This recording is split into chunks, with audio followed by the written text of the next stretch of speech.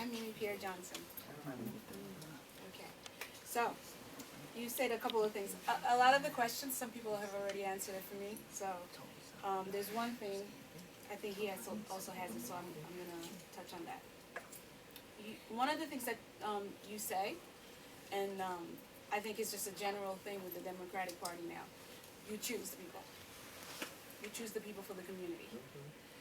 So when you choose the person for the community, that you don't know the community, you don't know how we function, what happens from the moment a family wakes up and they go to sleep, you have no clue in our community. So what happens in our community, we get together and we help each other because we know what we're going through. So in the third LD, you may wonder, why is Ali here? Why am I here? Why is Victor here? We're from Elmont and Valley Stream. But we face the same things as the corridor because we understand what our children are going through, our parents are going through, the seniors, and we understand about housing. So when someone steps out and says to you, Jay, as the chairman of the Democratic Party, I would like to run. Anybody that says that. The first thing I think that should be said is why, and you do that. You say why. Why do you think you should run? When that person says to you the values that you just described, why is it that the Democratic Party, and I don't know if that's you, because the structure that I know personally, and the structure that the Democratic committees talk about, and now for the first time I'm hearing some of these things from you, is not actually what happens. So that person who says they want to run for their community because they understand the problem, that person does not get the support. So my question to that is, why then would the chairman of our Democratic Party, because it is our party, would then allow someone to be primary, or then would say, drop out? And so you have people now who were excited about their party doing the right thing because somebody coming out of their community is running, but the party does everything possible against that person, including not giving money, not giving bodies, boots on the ground. And that is what has happened in all the communities. I've been fortunate enough to go all over Suffolk and Nassau and actually see the communities that are not like mine, how they're treated, what resources come to them, what the children are going through. And I've been fortunate enough to see how it happens in other communities that don't look like mine, where there's not just one after-school program, not just Scope, but there are others that I didn't even know existed.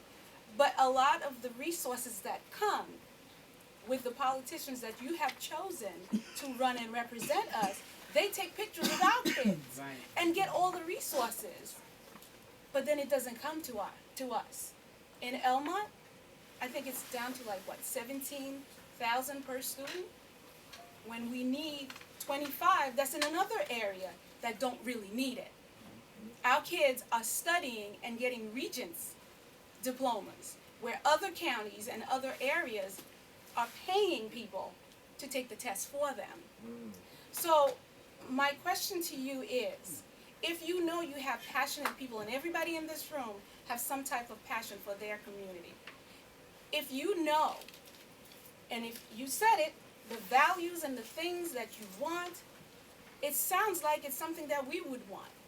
But you also have to not just say it and give bullet points to the other people on your committee, but actually say, you know, this person wants to run.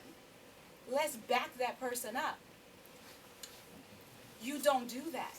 And if you don't do it personally, there comes a time now, the electoral process, right now, we're growing. We're educating, we're organizing. You have the experience.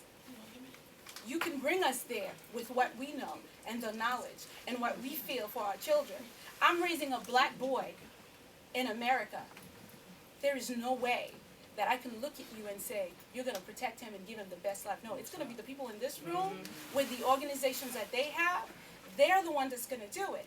So we have to sit back and say, well, if we can do it, why do we need you? See, here's where I'm going to disagree with you. I don't think you're going to do it, and I don't think I'm going to do it. I think we have to do it. And that's where I think we go wrong, and we make a mistake. I think this is an obligation of the entire community, not the black community, the Latino community. It's the whole community, and we have to take the greater responsibility. Now, I will tell you, I disagree with you. I do believe we put boots on the ground and we support candidates where we believe that we can win. So can I ask you a question? Sure. I don't want to do it personally. I'm not even going to say any names. If you had a community that the majority of the population, the residents that are growing, Right. is of one ethnicity, Right. and that person understands the community and the needs, and they decide they're going to run, why then would you not put boots on the ground money to make sure that that person going? Well, first of all, you're making an assumption that I would agree that that person understands the community. That person thinks they understand the community, perhaps they do. I'm telling you something for fact. And the question is, why wouldn't you?